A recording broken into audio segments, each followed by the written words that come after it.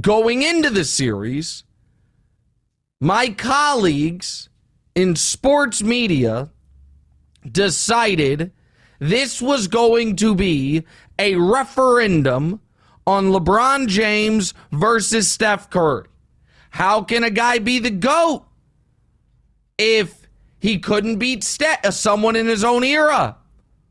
What will it say if Steph gets to 4-1 in playoff series against LeBron James? Is Steph actually the player of this post-Michael Jordan era, not LeBron James? That is not a straw man. That is not fake news. Those are the conversations people were demanding we have. And then LeBron wins on a Friday night, and by Monday, it's all look ahead. Oh, Lakers Nuggets. Oh, the Sixers melted down again. Oh, Tatum's 51. Keep it moving, keep it moving. Clay stunk. What's Draymond's future? Can AD handle Joker? And I'm just sitting there listening to every podcast there is, consuming as much sports TV and media as I could, saying, hey, we going to do a final tally here? Are we going to discuss that this is now 5 times LeBron James and Steph Curry have met in the postseason, and 5 times LeBron has outplayed him? Oh, Nick, that's unfair. Is it? Let's go through them. 2015, Steph Curry. I disagreed with the folks who voted on the award, but 2015, NBA Finals MVP voters said Steph wasn't even the most valuable guy on his own squad. That was Andre Iguodala and his 16-6-4. So why did a guy who averaged 16-6-4 win a Finals MVP over a teammate who averaged 26-5-6? Oh, because Iguodala's real heroics were holding LeBron James to 36-13-9. Holding him to 36-13-9. So 2015, it was no question who outplayed who. 2016, we know the story. Steph calls Game 7 the biggest game of his life, and then after the game calls it one of the worst games of his life. LeBron goes for 30, 11, and 9 in the series, and Steph goes for 22, 5, and 4. 2017, Steph was really good. 27, 8, and 9. LeBron, 34, 12, and 10 on 56% from the field in the finals. 2018, LeBron has arguably the single greatest game of his career in Game 1. For the series, gives you 34, 9, and 10 on 53%.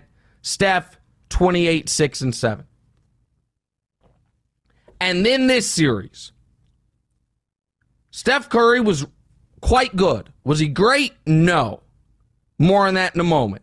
Steph in this series gave you 27, 5.5, and 7.5. LeBron gave you 25, 9, and 5.5. The key notes here on why to me it is crystal clear that for the 5th consecutive series when they played each other, LeBron outplayed him, is not only the shooting percentages, where LeBron's 49%, Steph's 44%, the 3-point percentages, where LeBron was 33.3 and Steph was 34.3. But the series flipped by hunting Steph Curry, and to a lesser extent when he was out there, Jordan Poole, in the pick and roll, and the critical game, the fork in the road game of the series, Game 4, involved Steph missing back-to-back go-ahead shots, and then at the end of it, throwing the ball backwards over the top of his head out of bounds. And anyone who is being honest would tell you that if the Lakers had lost the series and the numbers were identical, and the reason they lost was because Old Man LeBron was hunted defensively and in the critical game missed back-to-back clutch shots and then had an egregious turnover, no one would be arguing, oh yeah, LeBron played him to a draw. LeBron outplayed him. Nobody. But that's not where the revisionist history of something we just saw ended. I then, from folks who picked the Warriors to win the series, some picked them to win the title. Now all of a sudden, oh, well, I mean, come on. It's like LeBron in 2018. Yeah, they lost, but you can't hold it against Steph. That team was no good. Really? I mean, I actually agree the team is not very good, but no one agreed with me. I was a hater. I was a troll. I wasn't respecting the heart of a champion. Well, Nick, LeBron's now got AD. It's like when Steph had Kevin Durant. Yes, if all Steph had was Kevin Durant.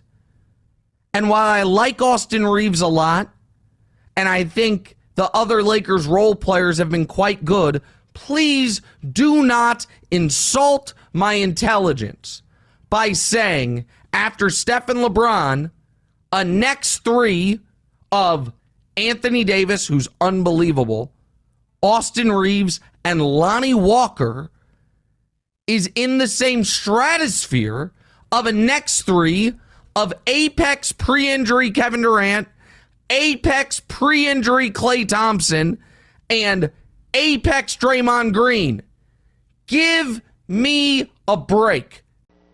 Hey, thanks for watching. Hit the subscribe button to get more from the show, and make sure to click the bell to get notified every time new content drops.